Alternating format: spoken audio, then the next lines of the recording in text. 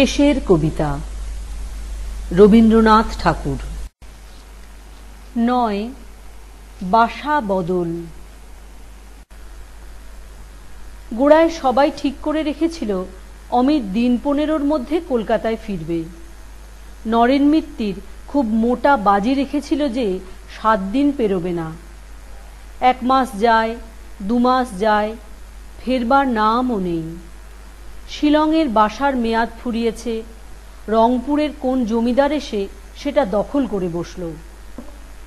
অনেক খোঁজ করে যোগমায়াদের কাছাকাছি একটা বাসা পাওয়া গেছে। এক সময় ছিল গোয়ালার কি মালির ঘর, তারপরে একজন কেরানির হাতে পড়ে তাতে গরিবী ভদ্রতার অল্প একটু আঁচ লেগেছিল। সে কেরানিও গেছে মরে, তারই বিধবা এটা ভাড়া দেয়। জানলা দরজা প্রভৃতির কার্পণ্যে ঘরের মধ্যে তেজ, মরুত, বোম এই ৩ ভূতেরই অধিকার সংকীর্ণ। কেবল বৃষ্টির দিনে অবতীর্ণ হয় আশাতীত প্রাচুর্যের সঙ্গে অখ্যাত ছিদ্রপথ দিয়ে। ঘরের অবস্থা দেখে যোগমায়া একদিন চমকে উঠলেন, বললেন, বাবা, নিজেকে নিয়ে এ কি পরীক্ষা চলেছে? অমিত উত্তর করলে, উমার ছিল নিরাহারের তপস্যা, শেষকালে পাতা পর্যন্ত খাওয়া ছেড়েছিলেন।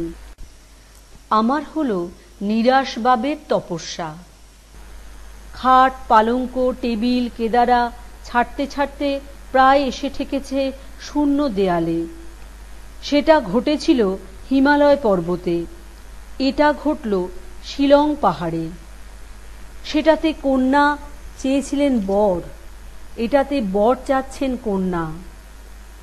সেখানে নারদ ছিলেন ঘটক, এখানে স্বয়ং আছেন মাসিমা। এখন শেষ পর্যন্ত যদি কোনো কারণে কালিদাস এসে না পৌঁছতে পারেন, অগত্যা আমাকেই তাঁর কাজটাও যথাসম্ভব সারতে হবে। অমিত হাসতে হাসতে কথাগুলো বলে, কিন্তু যোগমায়াকে ব্যথা দেয়। তিনি প্রায় বলতে গিয়েছিলেন, আমাদের বাড়িতেই এসে থাকো।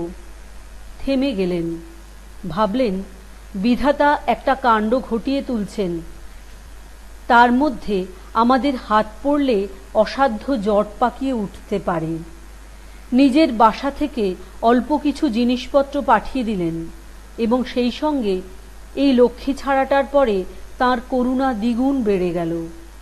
লাবণ্যকে বারবার বললেন, মা লাবণ্য, মনটাকে পাষাণ করো না। একদিন বিষম এক বর্ষণের অন্তে অমিত কেমন আছে খবর নিতে গিয়ে যোগমায়া দেখলেন নড়বড়ে একটা ৪ পেয়ে টেবিলের নিচে কম্বল পেতে অমিত একলা বসে একখানা ইংরেজি বই পড়ছে। ঘরের মধ্যে যেখানে সেখানে বৃষ্টিবিন্দুর অসঙ্গত আবির্ভাব দেখে টেবিল দিয়ে একটা গুহা বানিয়ে তার নিচে অমিত পা ছড়িয়ে বসে গেল। প্রথমে নিজে নিজেই হেসে নিলে এক চোট, তারপরে চলল কাব্যালোচনা। মনটা ছুটেছিল যোগমায়ার বাড়ির দিকে, কিন্তু শরীরটা দিলে বাধা। কারণ যেখানে কোনো প্রয়োজন হয় না সেই কলকাতায় অমিত কিনেছিল এক অনেক দামের বর্ষাতি। যেখানে সর্বদাই প্রয়োজন সেখানে আসবার সময় সেটা আনবার কথা মনে হয়নি। একটা ছাতা সঙ্গে ছিল, সেটা খুব সম্ভব কোনো একদিন সংকল্পিত গম্যস্থানেই ফেলে এসেছে। আর তা যদি না হয় তবে সেই বুড়ো দেওদারের তলে সেটা আছে পড়ে। যোগমায়া ঘরে ঢুকে বললেন, এ কি কাণ্ড অমিত? অমিত তাড়াতাড়ি টেবিলের নিচে থেকে বেরিয়ে এসে বললে, আমার ঘরটা আজ অসম্বন্ধ প্রলাপে মেতেছে, দশা আমার চেয়ে ভালো নয়। অসম্বন্ধ প্রলাপ অর্থাৎ বাড়ির চালটা প্রায় ভারতবর্ষ বললেই হয়, অংশগুলোর মধ্যে সম্বন্ধটা আলগা। এই জন্যে উপর থেকে উৎপাত ঘটলেই চারিদিকে এলোমেলো অশ্রুবর্ষণ হতে থাকে, আর বাইরের দিক থেকে যদি ঝড়ের দাপট লাগে তবে শোঁ শোঁ করে উঠতে থাকে দীর্ঘশ্বাস। আমি তো প্রোটেস্ট স্বরূপে মাথার উপরে এক মঞ্চ খাড়া করেছি, ঘরের মিসগভর্নমেন্টের মাঝখানেই নিরুপদ্রব হোম রুলের দৃষ্টান্ত। পলিটিক্সের একটা মূলনীতি এখানে প্রত্যক্ষ। মূলনীতিটা কি শুনি? সেটা হচ্ছে এই যে ঘরওয়ালা ঘরে বাস করে না, সে যত বড় ক্ষমতাশালীই হোক, তার শাসনের চেয়ে যে দরিদ্র বাসারে ঘরে থাকে তার যেমন তেমন ব্যবস্থাও ভালো।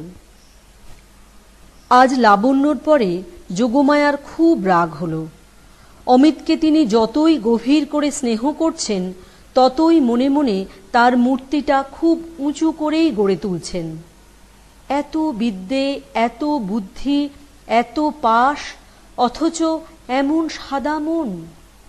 গুছিয়ে কথা বলবার কি অসামান্য শক্তি! আর যদি চেহারার কথা বলো, আমার চোখে তো লাবণ্যর চেয়ে ওকে অনেক বেশি সুন্দর ঠেকে। লাবণ্যর কপাল ভালো, অমিত কোন গ্রহের চক্রান্তে ওকে এমন মুগ্ধ চোখে দেখেছে। সেই সোনার চাঁদ ছেলেকে লাবণ্য এত করে দুঃখ দিচ্ছে। খামকা বলে বসলেন কিনা বিয়ে করবেন না, যেন কোন রাজরাজেশ্বরী, ধনুক ভাঙাপন। এত অহংকার সইবে কেন? পোড়ার মুখীকে যে কেঁদে কেঁদে মরতে হবে। একবার যোগমায়া ভাবলেন অমিতকে গাড়িতে করে তুলে নিয়ে যাবেন তাঁর বাড়িতে। তারপরে কি ভেবে বললেন, একটু বসো বাবা, আমি এখনই আসছি। বাড়ি গিয়েই চোখে পড়ল লাবণ্য তার ঘরের সোফায় হেলান দিয়ে পায়ের উপর শাল মেলে গোর্কির মা বলে গল্পের বই পড়ছে। ওর এই আরামটা দেখে ওর মনে মনে রাগ আরো বেড়ে উঠল। বললেন, চলো একটু বেরিয়ে আসবে। সে বললে, কর্তামা, আজ বেরোতে ইচ্ছে করছে না। যোগমায়া ঠিক বুঝলেন না যে লাবণ্য নিজের কাছ থেকে ছুটে গিয়ে এই গল্পের মধ্যে আশ্রয় নিয়েছে। সমস্ত দুপুরবেলা খাওয়ার পর থেকেই তার মনের মধ্যে একটা অস্থির অপেক্ষা ছিল, কখন আসবে অমিত। কেবলই মন বলেছে, এলো বুঝি। বাইরে দমকা হাওয়ার দৌরাত্মে পাইন গাছগুলো থেকে থেকে ছটফট করে, আর দুর্দান্ত বৃষ্টিতে সদ্যজাত ঝর্ণাগুলো এমনই ব্যতিব্যস্ত যেন তাদের মেয়াদের সময়টার সঙ্গে ঊর্ধ্বশ্বাসে তাদের পাল্লা চলেছে। লাবণ্যর মধ্যে একটা ইচ্ছে আজ অশান্ত হয়ে উঠল। যাক সব বাধা ভেঙে, সব দ্বিধা উড়ে। অমিতর দুই হাত আজ চেপে ধরে বলে উঠি, জন্মে জন্মান্তরে আমি তোমার। আজ বলা সহজ, আজ সমস্ত আকাশ যে মরিয়া হয়ে উঠল। হু হু করে কি যে হেঁকে উঠছে তার ঠিক নেই। তারই ভাষায় আজ বন বনান্তর ভাষা পেয়েছে। বৃষ্টিধারায় আবিষ্ট গিরিশৃঙ্গগুলো আকাশে কান পেতে দাঁড়িয়ে রইল। অমনি করেই কেউ শুনতে আসুক লাবণ্যর কথা, অমনি মস্ত করে, স্তব্ধ হয়ে, অমনি উদার মনোযোগে। কিন্তু প্রহরের পর প্রহর যায়, কেউ আসে না। ঠিক মনের কথাটি বলার লগ্ন যে উত্তীর্ণ হয়ে গেল। এরপরে যখন কেউ আসবে তখন কথা জুটবে না, তখন সংশয় আসবে মনে, তখন তাণ্ডব নৃত্যন্মত্ত দেবতার মাভৈরব আকাশে মিলিয়ে যাবে। বৎসরের পর বৎসর নীরবে চলে যায়। তার মধ্যে বাণী একদিন বিশেষ প্রহরে হঠাৎ মানুষের দ্বারে এসে আঘাত করে। সেই সময়ে দ্বার খোলবার চাবিটি যদি না পাওয়া গেল, তবে কোনো দিনই ঠিক কথাটি অকুণ্ঠিত স্বরে বলবার দৈব শক্তি আর জোটে না। যেদিন সেই বাণী আসে, সেদিন সমস্ত পৃথিবীকে ডেকে খবর দিতে ইচ্ছে করে, শোনো তোমরা, আমি ভালোবাসি, আমি ভালোবাসি। এই কথাটি অপরিচিত সিন্ধু পারগামী পাখির মতো কতদিন থেকে, কত দূর থেকে আসছে। সেই কথাটির জন্যেই আমার প্রাণে আমার ইষ্টদেবতা এতদিন অপেক্ষা করছিলেন। স্পর্শ করল আজ সেই কথাটি। আমার সমস্ত জীবন, আমার সমস্ত জগৎ সত্য হয়ে উঠল। বালিশের মধ্যে মুখ লুকিয়ে লাবণ্য আজ কাকে এমন করে বলতে লাগল, সত্য, সত্য, এত সত্য, আর কিছু নেই। সময় চলে গেল, অতিথি এলো না। অপেক্ষার গুরুভারে বুকের ভিতরটা টন টন করতে লাগলো। বারান্দায় বেরিয়ে গিয়ে লাবণ্য খানিকটা ভিজে এলো জলের ঝাপটা লাগিয়ে। তারপরে একটা গভীর অবসাদে তার মনটাকে ঢেকে ফেললে নিবিড় এক নৈরাশ্যে। মনে হলো ওর জীবনে যা জ্বলবার তা একবার মাত্র দপ করে জ্বলে তারপরে গেল নিবে। সামনে কিছুই নেই। অমিতকে নিজের ভিতরকার সত্যের দোহাই দিয়ে সম্পূর্ণ করে স্বীকার করে নিতে ওর সাহস চলে গেল। এই কিছু আগেই ওর প্রবল যে একটা ভরসা জেগেছিল সেটা ক্লান্ত হয়ে পড়েছে। অনেকক্ষণ চুপ করে পড়ে থেকে অবশেষে টেবিল থেকে বইটা টেনে নিলে। কিছু সময় গেল মন দিতে।